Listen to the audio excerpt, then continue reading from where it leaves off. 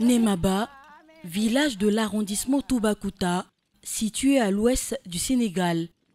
Ici, les femmes perpétuent une tradition ancestrale, l'élevage des huîtres. Ce savoir-faire, transmis de mère en fille, mobilise plus de 80% des femmes du village et fait vivre de nombreuses familles.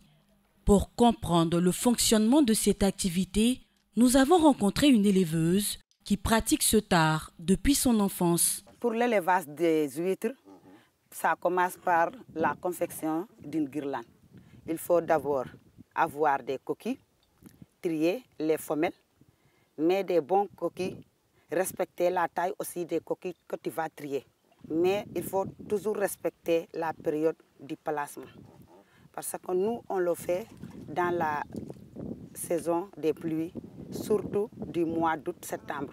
D'ordinaire, la production d'huîtres était limitée à environ 2 à 3 tonnes par an. Aujourd'hui, grâce aux nouvelles techniques de captage apprises grâce au projet Fish for SCP, ces productrices peuvent atteindre plus de 10 tonnes par an.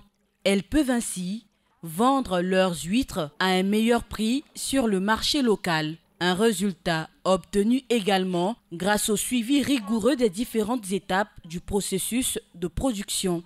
On fait la suivi pour regarder est-ce qu'on a des naissins ou pas, est-ce qu'il y a des guirlandes qui se tombent ou pas, est-ce qu'il y a des piquets qui sont tombés ou pas. C'est pourquoi on fait toujours la suivi chaque mois ou bien chaque 15 jours. Pour la maturité, ça dépend du site. Parce qu'il y a des sites qui peuvent faire 6 mois pour récolter, mais il y a des sites qui peuvent aller jusqu'à 1 an. Le projet Fish for SCP, porté par la FAO, Organisation des Nations Unies pour l'alimentation et l'agriculture, promeut la durabilité des chaînes de valeur aquacoles. Ce projet s'est également engagé à accompagner l'élevage d'huîtres pour aider ces femmes à continuer à produire tout en préservant l'environnement. 97% des huîtres sont issues de la cueillette. Quand on parle de la cueillette, il y a des risques pour l'environnement à travers les méthodes de cueillette, mais aussi cette pression qui est faite sur la ressource. Mais si vous voyez le dispositif que nous sommes en train de mettre en place, donc en s'appuyant sur l'élevage, là c'est vraiment de renforcer toutes les mesures environnementales qui sont mises. Donc l'ostréiculture va permettre à travers ce dispositif de captage donc, de protéger la mangrove tout en permettant aux femmes d'avoir les ressources et de continuer à faire correctement leur activité de production. À Nemaba, tradition et innovation se rejoignent pour un avenir durable.